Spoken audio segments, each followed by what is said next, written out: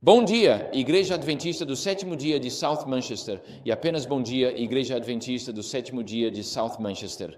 Damos a você uma calorosa saudação neste sábado da liberdade religiosa. Também saudamos aqueles que estão se juntando a nós online, pela internet, onde quer que estejam. Oramos para que o Espírito de Deus abençoe você enquanto passamos este dia juntos.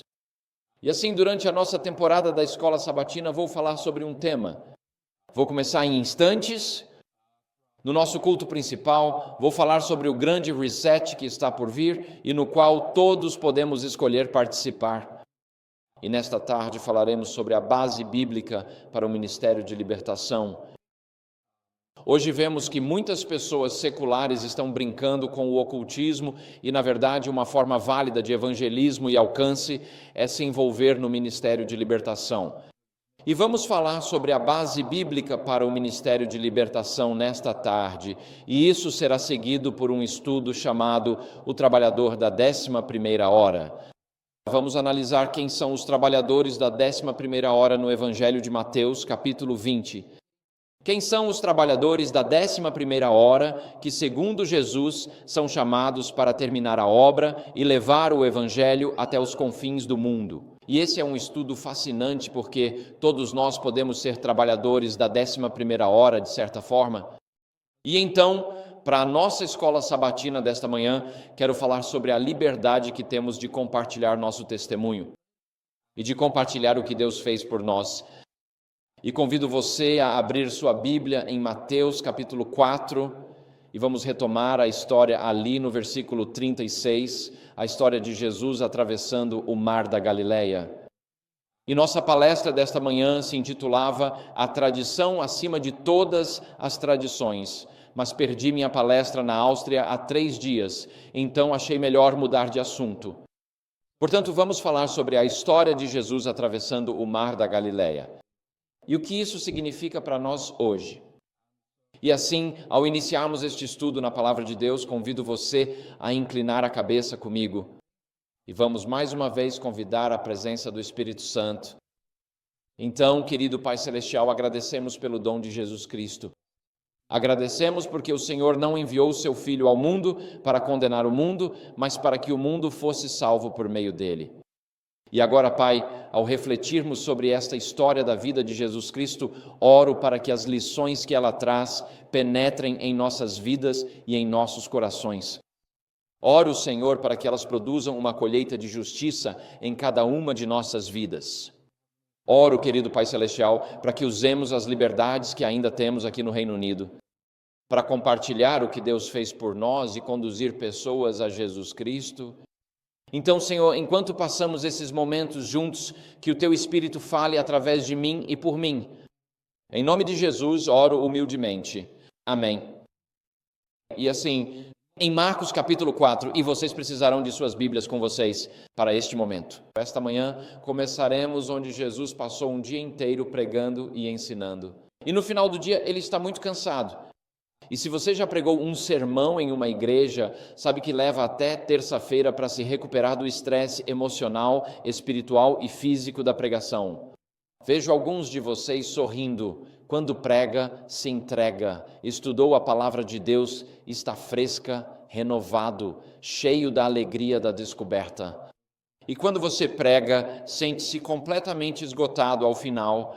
E assim Jesus passou o dia inteiro ensinando uma multidão enorme. E quando o dia termina, retomamos a história. No versículo 36, nos primeiros 35, diz: No mesmo dia, ao cair da tarde, ele lhes disse: Passemos para o outro lado. Agora, isso é algo estranho para Jesus dizer, porque se você imaginar que minha mão aqui é o mar da Galileia, Jesus estava ensinando no lado oeste do mar da Galileia, que era, por assim dizer, o lado judeu da Galileia. E ao final de um longo dia, você imaginaria isso? Jesus diria aos seus discípulos: Vamos apenas caminhar alguns quilômetros até Cafarnaum, onde fica minha casa, onde moram os outros discípulos, aquela pequena vila de pescadores no lado oeste da Galileia. Mas Jesus diz não, ao final do dia ele diz: Nós vamos atravessar do lado oeste para o lado leste da Galileia. E ele não diz o motivo, mas ele sabe que há um homem que precisa ser salvo do outro lado do lago. E se eu fosse um daqueles discípulos, eu teria pensado: mas Jesus, por que precisamos atravessar o lago? Sabe, estamos tendo um dia cheio em Manchester. Ao final do nosso dia de comunhão juntos, faz sentido, lógico, irmos para nossas casas em Manchester para dormir. Por que alguém diria ao final do programa de hoje que precisamos dirigir até Bournemouth ou Southampton? Isso não faz sentido. Mas Jesus diz: ao final de um longo e difícil dia de pregação e ensino, precisamos ir para o outro lado do Mar da Galileia, do lado judeu para o lado gentio. E é isso que eles fazem. Então eles entram no barco em Marcos 4:36. E em Marcos 4:37 diz: levantou-se uma grande tempestade de vento e as ondas batiam no barco, de modo que já estava se enchendo. E os discípulos são pescadores experientes. Eles sabem que no Mar da Galileia frequentemente surgem essas tempestades poderosas de repente. E o motivo disso é que logo a noroeste do Mar da Galileia ficam as colinas de Golã. No topo das colinas de Golã está o Monte Hermon. E há apenas 2 lugares no Oriente Médio que tem neve o ano todo. Um deles é o Mall of Dubai, em Dubai, que possui uma pista de patinação no gelo e uma pista de esqui durante todo o ano. É tudo construído em ambiente fechado. E o outro único lugar no Oriente Médio onde há neve o ano inteiro é o topo do Monte Hermon, entre o Líbano e a Síria, até hoje. E o que acontece é que o ar frio do Monte Hermon e das colinas de Golã desce pelos penhascos e entra no Mar da Galileia. E quando você tem uma massa de ar frio encontrando uma massa de ar quente, o que acontece? Você tem tempestades. Às vezes chegam a se formar furacões e até tornados. E por isso o Mar da Galileia é notório. Em 1 minuto ele está calmo como um lago, e no minuto seguinte surge uma tempestade furiosa ao seu redor. E os discípulos sabem disso, mas essa é uma tempestade que está inundando o barco. Então esses pescadores experientes estão enfrentando uma tempestade como nunca viram antes. Eles estão lutando por suas vidas e acordam Jesus no versículo 38 dizendo: Mestre, não te importas que pereçamos? E o versículo 39 diz o seguinte: e Jesus levantou-se, repreendeu o vento e disse ao mar: paz, aquieta-te. E o vento cessou e houve grande bonança. E essa é uma história fascinante porque os discípulos veem uma tempestade, mas Jesus vê algo diferente quando se levanta, como diz ali no versículo 39. A primeira pista é que esta não é uma tempestade normal, diz o texto. Ele repreendeu o vento, e essa palavra repreender, se você olhar em suas Bíblias mais tarde hoje. Nos evangelhos de Mateus, Marcos e Lucas, os 3 sinóticos, a palavra repreender quase sempre aparece quando Jesus está repreendendo um espírito. E essa palavra é usada quando Jesus fala com espíritos ao longo dos evangelhos, diz que ele repreende o espírito. Ele repreende o espírito. E assim, a primeira pista de que esta não é uma tempestade normal é o fato de que Jesus não falou com a tempestade, ele repreendeu o vento. E a segunda pista de que esta não é uma tempestade normal está no que Jesus realmente disse. Agora, a minha versão diz aqui que ele disse: paz, aquieta-te. Mas essa não é uma tradução muito boa. Imagine que você tem um filho de 3 anos e o leva para fazer compras no Asda. E bem quando você chegar ao caixa, o que eles têm? Cenouras, maçãs e bananas. Não. Tem barras de Mars, barras de Snickers e todo tipo de guloseimas para crianças pequenas. E as crianças sabem disso. E você está cansado no final das compras e está parado no caixa e seu filho, os olhos dele brilham ao ver aqueles chocolates da Cadbury, ovos de Páscoa da Cadbury, barras de Mars, barras de Marathon e assim por diante. E seu filho diz: papai, posso pegar um pouco? E você olha para baixo e diz: não. Então a criança olha para você de novo e diz: papai, posso pegar um pouco? E você diz: não, hoje não vamos comprar chocolates. E então seu filho diz: papai, eu quero chocolate. E você olha para seu filho com amor nos olhos e você diz: David, fique quieto, como agora fique quieto. Agora, você quer dizer que seu filho ficará quieto para sempre, pelo resto da vida? Não. O contexto e o tempo que você está usando indicam que este é um comando instantâneo que deve ser obedecido neste momento. E quando Jesus disse neste versículo, a paz esteja com você, ele está falando, isso é um imperativo, é uma ordem, é baseado em um verbo e é uma segunda pessoa do singular. E o tempo verbal é o aoristo, o que significa que Jesus está falando com um indivíduo aqui. Ele não está falando com a tempestade, ele está falando com um indivíduo.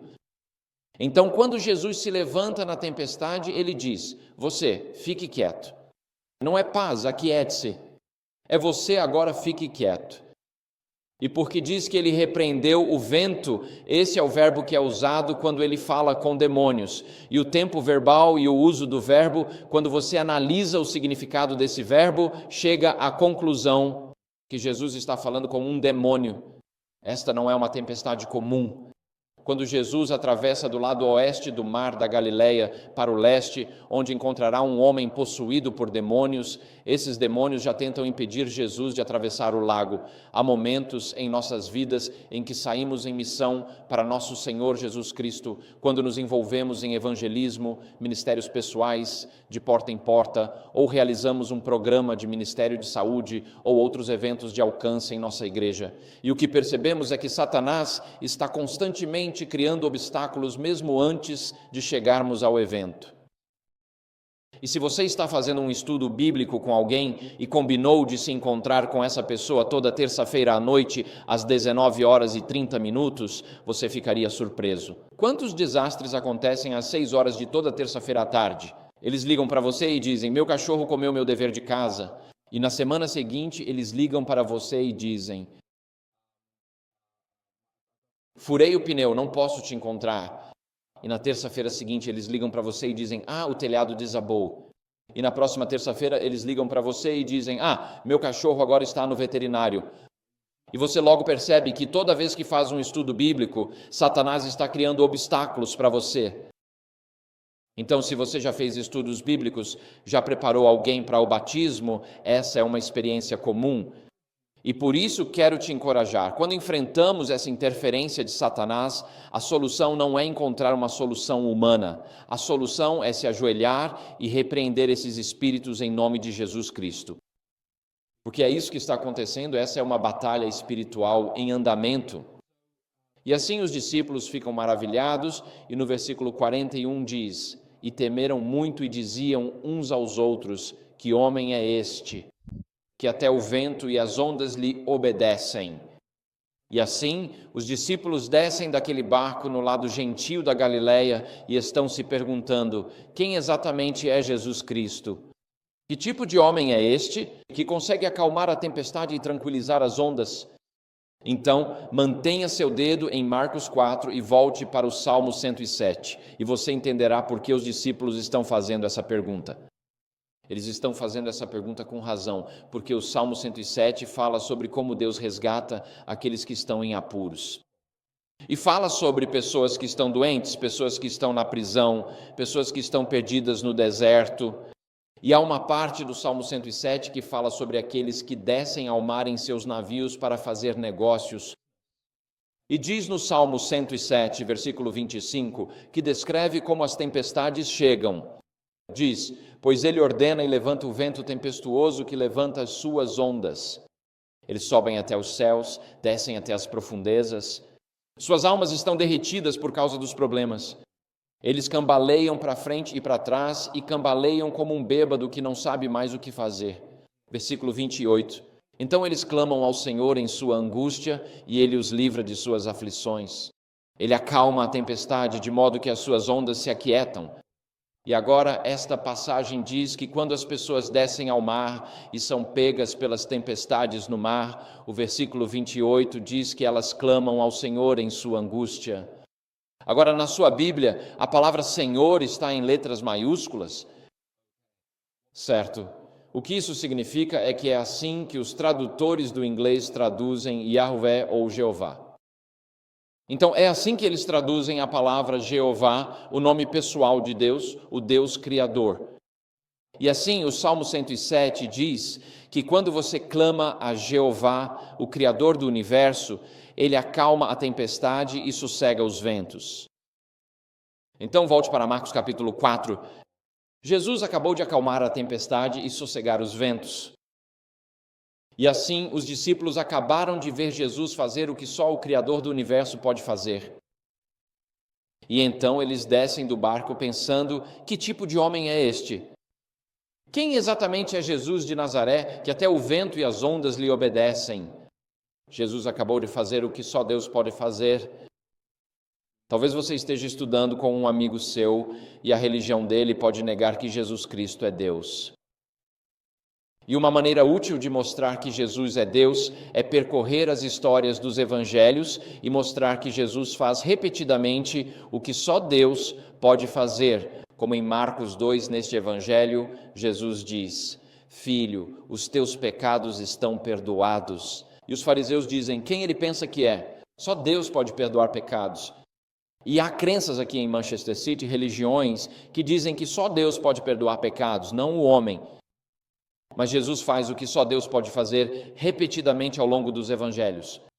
E assim, tendo descido deste barco, chegamos a Marcos 5, versículo 1. Vou ler os versículos de 1 a 5. Esta é a cena do endemoninhado Geraseno. E está escrito ali, Marcos 5, versículos de 1 a 5. E chegaram ao outro lado do mar, à terra dos Gadarenos. E quando ele saiu do barco, imediatamente veio ao seu encontro. Dos sepulcros veio ao seu encontro um homem com um espírito imundo, que tinha sua morada entre os sepulcros, e ninguém podia prendê-lo, nem mesmo com correntes, porque muitas vezes tinha sido preso com grilhões e correntes, mas as correntes eram por ele despedaçadas, e os grilhões quebrados em pedaços.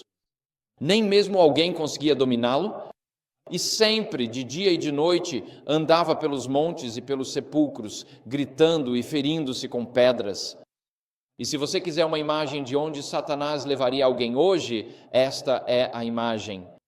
É isso que acontece quando as pessoas entregam sua consciência a Satanás, quando entregam o controle de sua mente e de seu corpo e deixam de acreditar na liberdade religiosa, deixam de acreditar que Deus lhes deu uma consciência e já não são mais sensíveis à voz do Espírito Santo em sua consciência.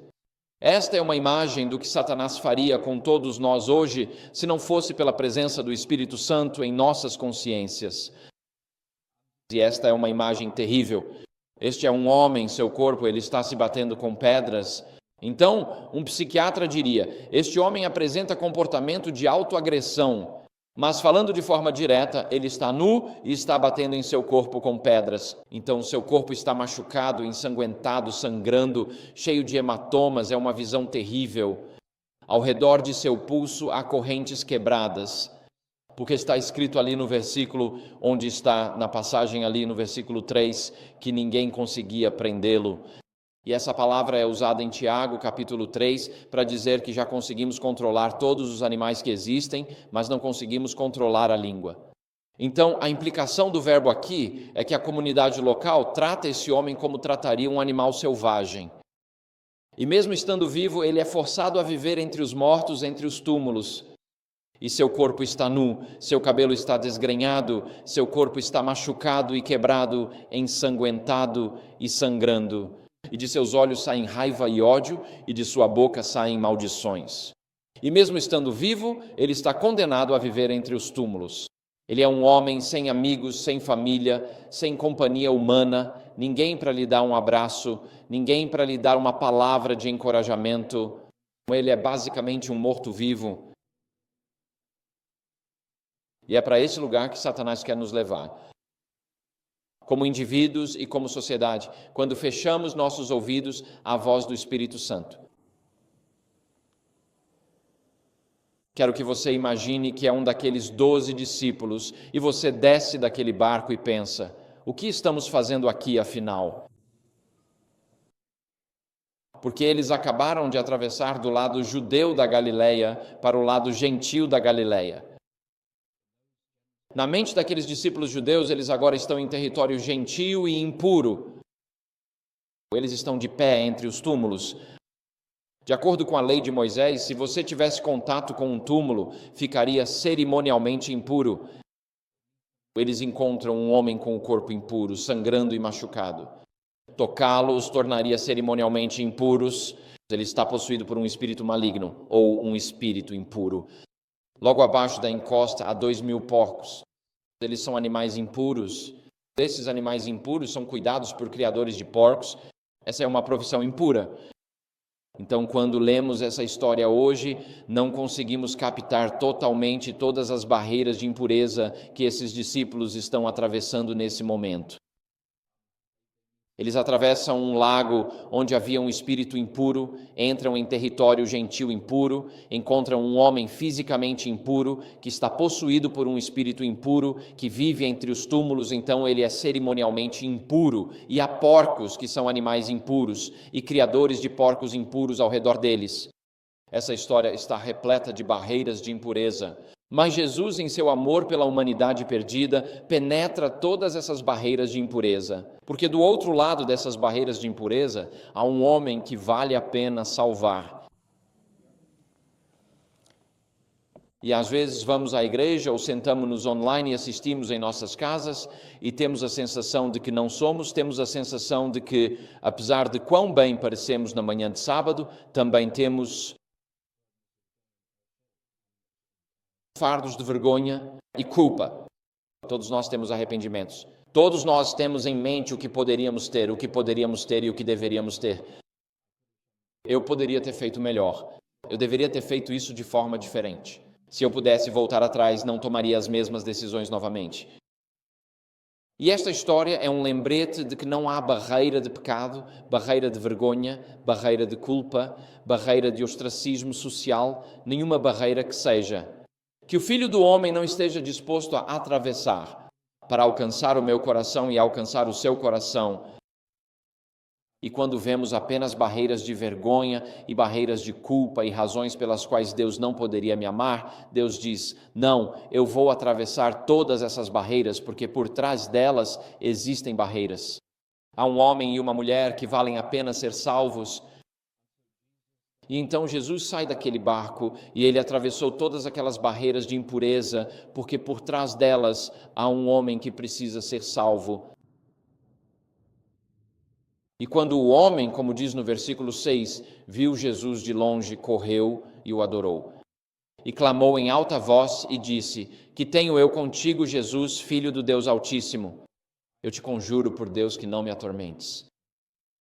E então o homem, ele está de pé entre os túmulos e ele vê seu barco subindo da costa da Galileia e para fora do barco, etapa, 13 homens. Há 13 homens naquela praia e esse homem não conhece nenhum deles, nem Adão nem Eva.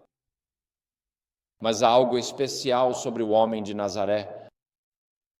E então, quando aquele endemoniado corre até o grupo dos 13 homens, ele não se curva aos pés de todos eles. Ele vai direto até Jesus porque sente que Jesus pode ajudá-lo. De todos aqueles 13 homens, só um deles tem a capacidade e a disposição de me libertar. E ele corre e se lança aos pés de Jesus. E isso já é o suficiente para mostrar a Jesus que esse homem quer ajuda. Porque quando ele abre a boca, não é o homem que fala, é o demônio dentro dele. E assim, esse homem perdeu o controle da sua língua, perdeu o controle da sua capacidade de falar. Quando ele abre a boca e fala, é o demônio que está falando. Mas Jesus sabe que esse homem precisa de ajuda. Simplesmente pelo fato de ele ter caminhado até Jesus e ter se prostrado diante dele em adoração. E há momentos em nossas vidas em que enfrentamos crises, em que sentimos uma dor tão profunda, um mal tão horrível, um choque tão traumatizante que às vezes as palavras nos faltam. E não há nada que possamos dizer a Deus. Há momentos na sua vida em que você se depara com um mal tão grande que é forçado ao silêncio. E esse homem, ele se joga aos pés de Jesus, e Jesus sabe que esse homem está pedindo ajuda, mesmo que ele não consiga expressar isso com palavras. Alguns anos atrás, conheci uma senhora no Iraque. O ISIS estava em fúria, e ela estava sentada em silêncio em um armazém, uma senhora cristã, e tinha uma tigela de arroz com feijão à sua frente. Ela estava sentada em um colchão no chão. Esses eram seus únicos bens terrenos. E eu perguntei a ela, como você chegou aqui? Ela disse, na semana passada o ISIS conquistou a cidade moderna de Mossul e eles desenharam a letra N nas nossas portas. Isso significa, N de Nazareno, você é cristão. Tem 48 horas para todo cristão em Mossul, se converter ou serão mortos. 3 opções. Eu perguntei, o que aconteceu? Ela disse, toda a comunidade cristã se levantou e foi embora em 24 horas. Ninguém ia ficar para ser morto. Ninguém ia ser convertido à força. Todo mundo foi embora. E então ela disse, nós éramos engenheiros, éramos médicos, éramos contadores, éramos professores, éramos cientistas, éramos a classe média instruída. Ela disse, e nós deixamos tudo, deixamos nossas casas, deixamos nossos pertences, deixamos nossos carros, deixamos qualquer coisa de valor, porque simplesmente tivemos que sair da cidade a pé. E ela disse, ao sairmos da cidade havia um posto de controle e o ISIS estava lá, revistando a todos e pegando qualquer coisa de valor, alianças de casamento, cintos, relógios e óculos. Tudo foi tirado de nossos corpos. Ela, eu tinha um marido. Por ser de meia idade, acharam-no inimigo, levaram-no a uma barreira de areia e atiraram na cabeça dele. E eu tenho 2 filhas, de 10 e 12 anos. E eles levaram minhas 2 filhas e as colocaram para trabalhar em um bordel para jihadistas. E deram um celular para as minhas filhas. Todos os dias minhas 2 filhinhas ligam implorando ajuda. Ela, todos os dias minhas filhas. Mas quando eu ouço minhas filhas, eu fico tão traumatizada quanto elas. E essas filhas pediam, mamãe, tinham um pedido para a mãe, diziam, mamãe, por favor, diga aos americanos onde estamos e peça para eles jogarem uma bomba neste prédio. Elas queriam sair do inferno em que viviam. Então ela me contou sua história e depois caiu em silêncio. E o que você faz quando alguém te conta isso? Não há muito o que dizer. Na verdade, não há nada que se possa dizer. No livro de Jó está escrito no 3º capítulo que, quando os consoladores de Jó vieram e o viram e perceberam a profundidade e a extensão de seu sofrimento, diz que eles se sentaram em silêncio com ele por 7 dias. Essa foi a coisa mais útil que os consoladores de Jó fizeram. Não era falar, era apenas dar um abraço nele e sentar em silêncio. Porque há momentos na vida em que o mal é tão evidente que as palavras não conseguem expressar, não conseguem fazer justiça à profundidade do horror e da repulsa que experimentamos. E assim, há momentos em nossas vidas hoje em que nos ajoelhamos diante de Deus ao lado de nossas camas à noite e não dizemos há coisas que não conseguimos dizer a Deus. Dizemos, Senhor, quero que o Senhor leia meu coração. E o Senhor sabe o que está dentro de mim. E o Senhor sabe pelo que estou passando e sabe o horror, a dor e o trauma que estou vivendo agora. Estou apenas pedindo que o Senhor leia meu coração. E Jesus lê o coração desse homem. E ele sabe que ele está dominado por demônios, mas também sabe que o homem por trás dos demônios quer ser liberto.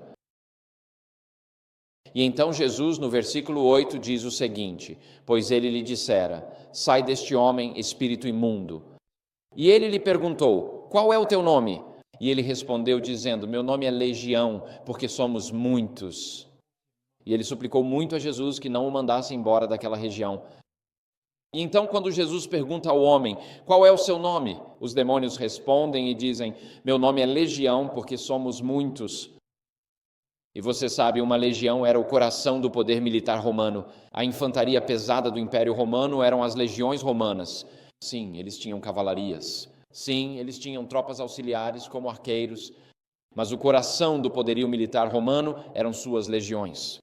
E uma legião tinha cerca de 5.000 soldados de infantaria pesada profissionais, e eles podiam lutar contra quase qualquer um na terra e vencer suas batalhas. Sempre que as legiões chegavam ao seu país, nunca eram boas notícias, eram sempre más notícias. Por exemplo, quando as legiões romanas invadiram a Grã-Bretanha, elas primeiro chegaram sob o comando de Júlio César por volta de 1000 a.C., 40.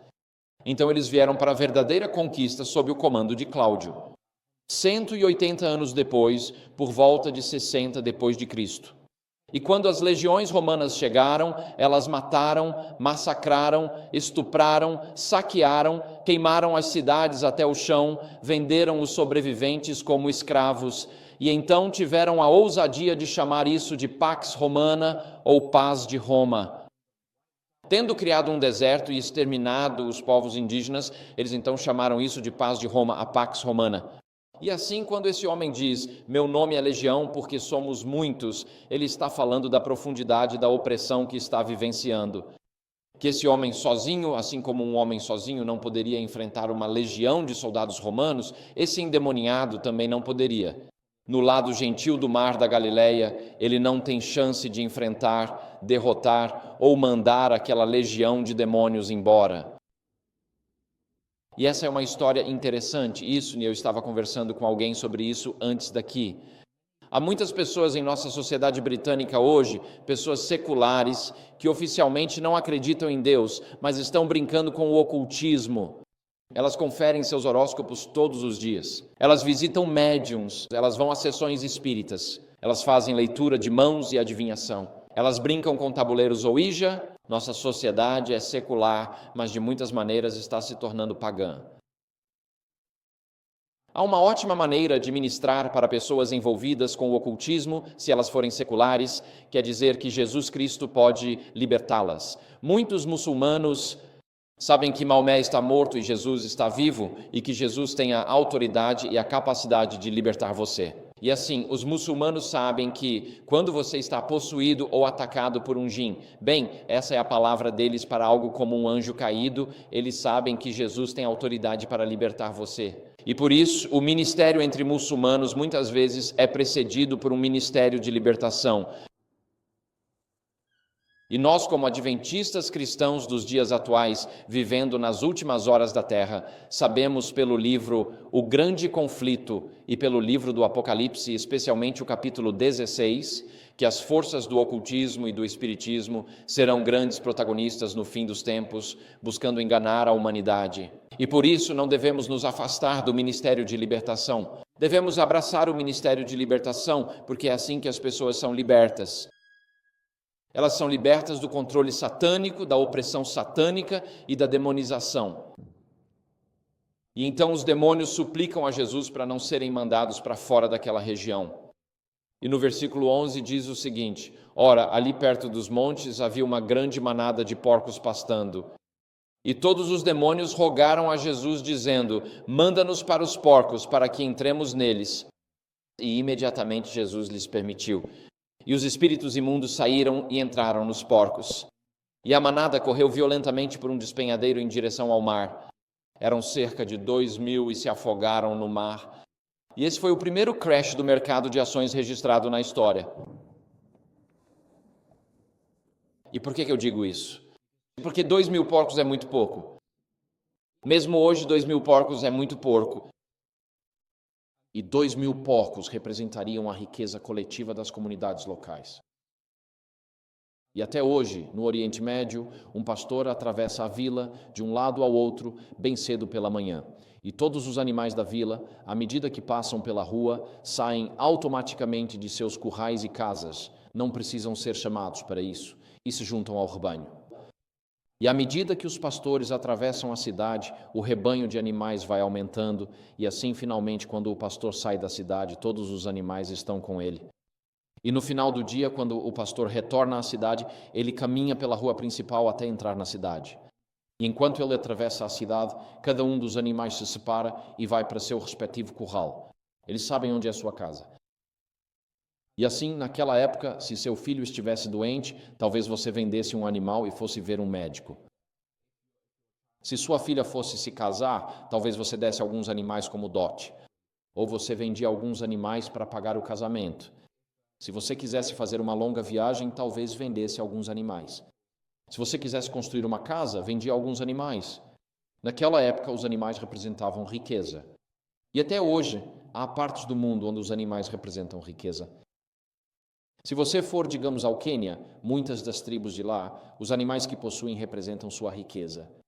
Essa é uma realidade hoje. E assim, esse rebanho de 2.000 porcos representa a riqueza coletiva da cidade local. Isso representa as contas de poupança deles. Essa é a conta de aposentadoria deles.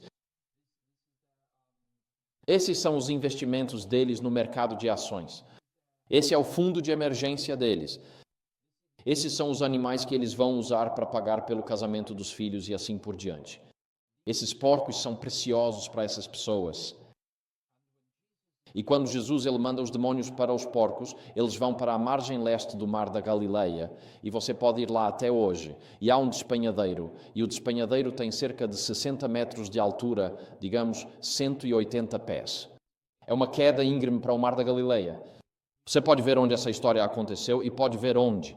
Os porcos correram pelo despenhadeiro, caíram na água e se afogaram. Agora nos perguntamos por que, quando Jesus libertou esse endemoniado, ele trouxe uma catástrofe econômica para a comunidade local? Por que Jesus não poderia simplesmente aprisionar aqueles demônios em correntes de trevas profundas, onde outros demônios estão sendo mantidos até o juízo final? Leia sobre isso em outras partes do Novo Testamento. Por que Jesus não poderia simplesmente ter aprisionado aqueles demônios para que não pudessem mais atormentar a humanidade? Porque ele não pôde julgá-los antes que o julgamento final dos demônios realmente começasse? Bem, a resposta parece-me é esta. Se você estuda medicina, uma das primeiras regras que aprende é não causar danos. Está certo? Não importa o que você faça, não cause dano. E Jesus não seguiu essa injunção hipocrática neste caso aqui. Sim, ele libertou este homem, mas trouxe uma catástrofe econômica para a comunidade local. Por que Jesus fez isso? Bem, me parece que a lição é muito clara nesta história, e é a seguinte: que aos olhos de Deus, a salvação de uma alma é mais importante do que tudo. O ouro de Fort Knox, ou o ouro do Banco da Inglaterra, ou as riquezas que este mundo tem a oferecer. Que a sua salvação é mais importante para Deus do que todas as riquezas que este mundo pode oferecer. Que a salvação do povo de Manchester é mais importante para Deus do que todo o dinheiro que temos em nossas contas bancárias. Deus está mais preocupado em salvar almas do que em aumentar a nossa riqueza. E isso é um lembrete para nós de que quando nos sentamos aqui no sábado de manhã, e às vezes as pessoas vêm à igreja no sábado e parecem bem no sábado de manhã, mas alguns de nós aqui vieram de lugares onde ouvimos palavras duras durante toda a semana. Às vezes as pessoas vêm à igreja e isso é um alívio da hostilidade verbal que recebem durante a semana em casa. Há pessoas que vêm à igreja e seus ouvidos ainda ecoam coisas como: eu nunca deveria ter me casado com você. Meu pai estava certo sobre você. Eu poderia ter feito melhor do que me casar com você. Você é uma criança inútil. Você nunca vai ser grande coisa. Por que você não pode ser como aquele garoto da rua? Eu queria poder trocar você de volta, trocar você de novo. As pessoas vêm à igreja vindas de um mundo de hostilidade verbal, flechas dolorosas que são lançadas em nossos corações. As pessoas vêm à igreja com um nível de quebrantamento, de coração partido e simplesmente dor interior, porque elas não ouvem nada que as afirme como filhos e filhas do Deus vivo.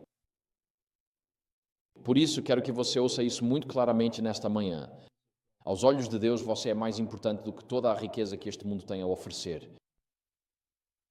E nós sabemos o preço de tudo no Ocidente moderno, mas raramente refletimos sobre o verdadeiro valor das coisas. Você pode comprar um ser humano na Líbia hoje por algumas centenas de dólares. Sim, a escravidão está viva e bem no norte da África. A escravidão está viva e bem. Você pode comprar um migrante que viajou da África subsaariana esperando cruzar para a Europa, mas eles são capturados por traficantes de escravos e vendidos nos mercados de escravos da Líbia. Sim, até hoje. Nós sabemos quanto custa comprar um ser humano, mas perdemos a noção do valor de um ser humano.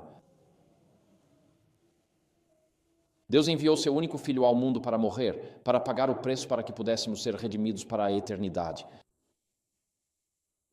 E essa história me lembra que eu valho mais para Deus e você vale mais para Deus do que toda a riqueza que este mundo tem a oferecer. Então, da próxima vez que alguém vier até você com ataques verbais e insultos, querendo te rebaixar, te denegrir, te desprezar e te depreciar, e tudo o mais, apenas lembre-se desta história. Jesus te salvou. Ele veio para te salvar, reconhecendo que você é mais importante do que tudo ou qualquer coisa que esse abusador tenha neste mundo. Você é mais importante para Deus do que qualquer coisa que este mundo possa oferecer. E a história continua, versículo 14. E aqueles que alimentavam os porcos fugiram e contaram isso na cidade e no campo. quando eles saíram para ver o que havia acontecido. Eles vieram até Jesus e viram aquele que estava possuído pelo demônio, que tinha a legião, sentado, vestido e em perfeito juízo. E eles ficaram com medo. Então os cuidadores dos porcos vão até a cidade e dizem que os porcos morreram e as pessoas saem correndo, tipo, onde estão nossos porcos? Onde estão nossos porcos? E você sabe, hoje em dia há pessoas viciadas no mercado de ações. Você já percebeu isso? Ok, eu percebi isso na minha vida. Eu já me encontrei com muitos doadores ricos na minha vida na Igreja Adventista e percebi que adventistas muito pobres, financeiramente pobres, se preocupam em não ter o suficiente para pagar o aluguel deste mês.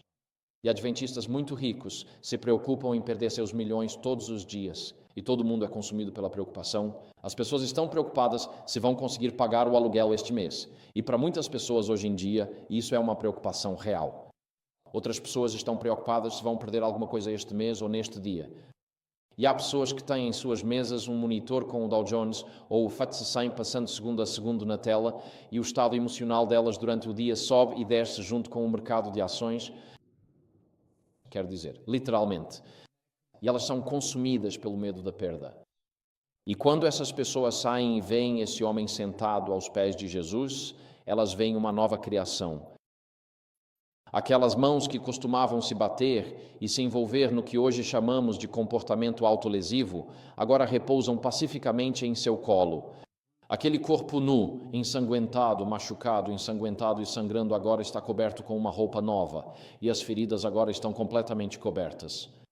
E eles veem um homem em paz, veem um homem redimido, veem um homem cujos olhos já não brilham de ódio, mas refletem o amor de Cristo. Eles ouvem uma língua que já não lança maldições aos vizinhos, mas uma língua que canta louvores a Deus. Eles veem mãos que já não se agridem, mas agora são mãos de paz, repousando tranquilamente, esperando pelo que Deus deseja que façam. O que eles veem é uma nova criação. E em Marcos capítulo 5, nos primeiros 5 versículos, aqui vemos o que Satanás faria com um ser humano se tivesse a menor oportunidade. Entrando em sua vida e depois, mais adiante na história, vemos o que Deus deseja fazer na vida de um ser humano. E podemos fazer essa transição de um ponto ao outro. Quando exercemos nossa liberdade religiosa e começamos a ouvir a voz do Espírito Santo todos os dias e começamos a permitir que Deus nos molde à medida que nos tornamos sensíveis à palavra de Deus. E sensibilizamos nossa consciência todos os dias, lendo a palavra de Deus. Conhecendo Deus por nós mesmos para sabermos quando Ele está falando conosco. Sabe, se você tem um cachorro e o leva lá a um parque para cães e há outros 99 cachorros lá, então há 100 cachorros correndo pelo parque e o seu cachorro se chama Charlie e você quer que o Charlie volte para você, porque o tempo de brincar acabou. Você fica parado e diz, Charlie, volte. Não, você diz, Charlie, vem aqui. E o seu cachorro sabe o que significa Charlie, vem aqui, certo? Ele reconhece a única voz entre todos os adultos ao redor do parque e corre de volta para você. E quando você passa muito tempo com outra pessoa, você passa a saber instintivamente o que ela pensa e o que ela quer. E em todas as questões, certo? Então, quando eu tenho um aniversário de casamento com minha esposa e ela diz, vamos ao meu restaurante favorito, eu sei que é o Olive Garden, onde comemos sopa e salada, mas se eu passar direto pelo Olive Garden e entrar no Taco Bell, eu prefiro o Taco Bell. Os burritos de 5 camadas são muito bons. Você nem precisa sair do carro para comer, sabia? Você pode passar pelo drive-thru e continuar dirigindo, comendo e dirigindo ao mesmo tempo. Para mim, essa é uma refeição muito eficiente. Não preciso perder tempo parando e sentando à mesa para comer no Taco Bell. Mas eu sei que minha esposa não gosta do Taco Bell. E depois de 25 anos de casamento, enquanto estamos indo para a cidade, ela não precisa me dizer, vamos parar no Olive Garden. Neste ponto, eu sei exatamente quais são os desejos dela. E quando você passa muito tempo com alguém, você passa a saber instintivamente e imediatamente o que essa pessoa quer fazer em determinada situação. E quando andamos com o Senhor dia após dia e alimentamos nossa mente com a palavra de Deus, como falamos ontem à noite, lendo e aplicando os ensinamentos de Jesus Cristo diariamente, então, quando surgem questões em nossa vida, sabemos instintivamente qual é a vontade de Deus naquela situação. E quanto mais tempo andamos com Jesus, quanto mais intencional é a nossa caminhada, mais clara se torna a sua voz em nossas vidas. E essas pessoas veem esse homem que é uma nova criação em Jesus Cristo. Então eles olham para o penhasco e veem 2.000 porcos mortos. E junto com eles, seus sonhos financeiros, sua segurança financeira e suas perspectivas financeiras, talvez até para o casamento. E a aposentadoria deles está simplesmente apodrecendo ali no mar da Galileia. E eles ficaram com medo e não estavam nada felizes com isso. E diz no versículo 17 que eles começaram a pedir para que ele saísse das suas terras. Agora, onde diz que eles começaram a pedir, o texto está no imperfeito aqui, o que significa que eles estavam repetidamente pedindo para Jesus ir embora. Eles estavam dizendo coisas como: bem, Jesus, ouvimos dizer que você é um grande mestre e ficamos felizes em conhecê-lo, mas você precisa voltar para o seu lado do mar da Galileia. Oh, Jesus, obrigado por vir à cidade. Obrigado por curar este homem, mas está na hora de você voltar para o seu lado da Galileia. Jesus, estamos realmente felizes em conhecê-lo, mas estamos meio ocupados hoje. Volte na próxima semana, mas agora volte para o seu lado do mar da Galileia. Então eles estavam repetidamente implorando para que Jesus fosse embora. E o que eles estavam fazendo? Nós dizemos, bem, nós não seríamos assim hoje. Nós não pediríamos para Jesus sair de nossas vidas, pediríamos? Porque naquele momento, aquelas pessoas estavam escolhendo porcos em vez de pessoas. Eles estavam escolhendo, eles não queriam que Jesus entrasse em suas vidas e causasse uma catástrofe financeira. Então queriam que Jesus fosse embora. Eles não estão tão preocupados com Jesus salvando um homem dos demônios. Fazendo algo que eles mesmos não podem fazer, eles só estão preocupados com as perdas financeiras. Então eles pedem para Jesus ir embora. E assim essas pessoas escolhem porcos em vez de pessoas. E nós dizemos que não seríamos assim hoje. Sério? Bem, quero sugerir a você hoje que é possível perceber o relacionamento de alguém com Deus pela forma como essa pessoa gasta sua renda mensal. Seu orçamento é uma expressão dos seus valores espirituais. A maneira como você gasta seu dinheiro, o que você prioriza nos seus gastos, onde você coloca suas libras e centavos, é uma expressão de onde realmente está o seu coração.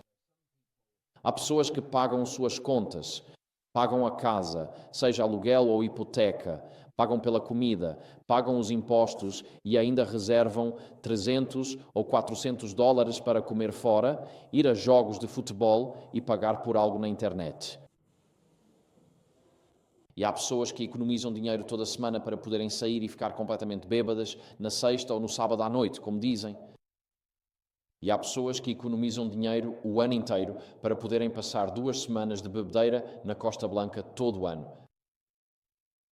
E há pessoas que dizem: minha comunidade tem pessoas sem teto, minha igreja tem mães solteiras que não conseguem pagar o aluguel este mês.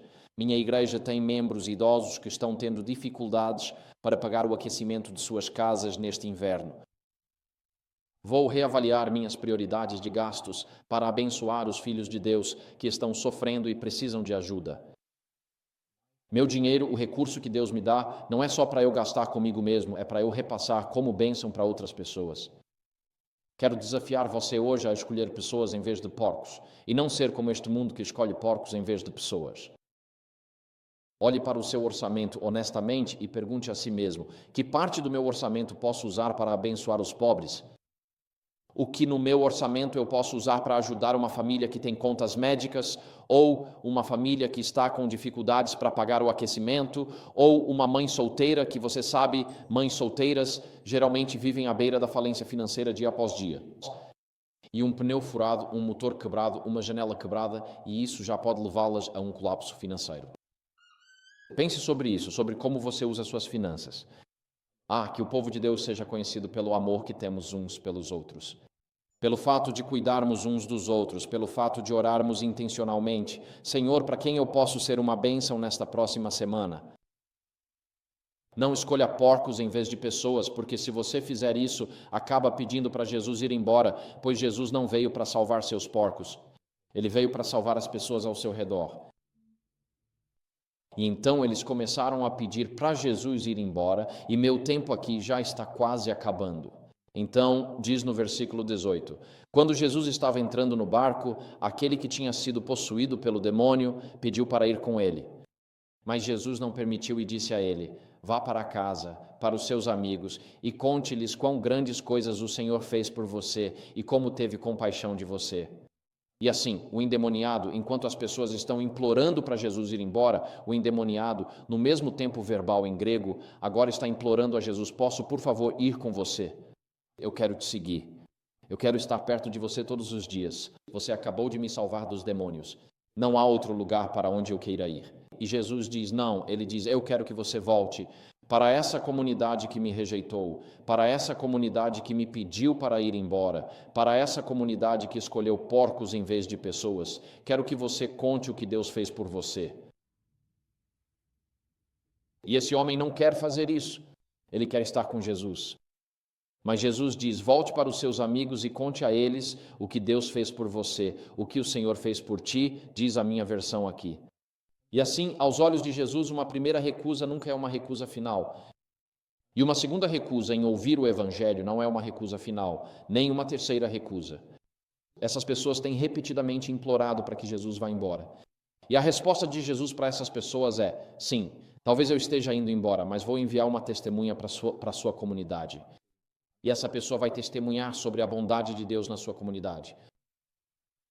E nós podemos sair deste lugar hoje e voltar para nossas casas, ou locais de trabalho, ou casamentos, ou escolas, onde Jesus não é reconhecido, Jesus não é honrado e Jesus não é bem-vindo.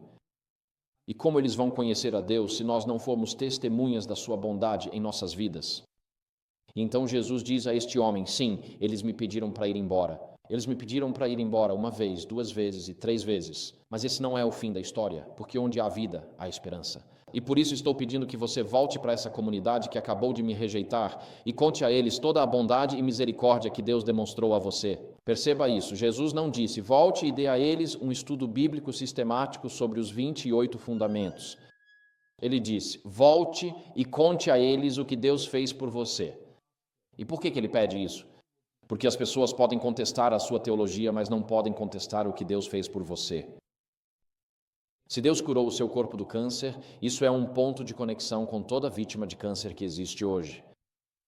E quando você diz: foi isso que Deus fez por mim, isso traz esperança para elas e as faz saber que existe alguém maior do que nós que pode trazer a cura. Se Deus curou o seu casamento, se Deus curou o seu corpo, se Deus curou a sua mente, se Deus trouxe paz em vez de guerra para o seu lar, se Deus trouxe esperança para o seu coração, em vez do desespero existencial da filosofia moderna, do desespero na qual todos vivemos aqui no Ocidente, se Deus trouxe esperança em vez de desespero, se Deus trouxe consolo no lugar da dor, se Deus trouxe paz no lugar do conflito, no seu coração, no seu lar, no seu casamento, na sua vida, é isso que você compartilha com as pessoas. Descobri quando era pastor em Minnesota, onde havia muitos luteranos, que no sermão o pregador os pregava para o céu e à beira do túmulo ele dizia que estavam esperando pela ressurreição.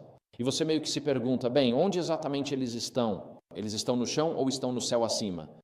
Porque no sermão o pregador os levava direto para o céu. Mas no momento da entrega, junto ao túmulo, eles estavam esperando pelo toque da trombeta de Deus. E então você sai desses funerais pensando: bem, onde está Deus? E aí quando você conversa com seus amigos luteranos lá em Minnesota, tipo, bem, o que aconteceu com eles?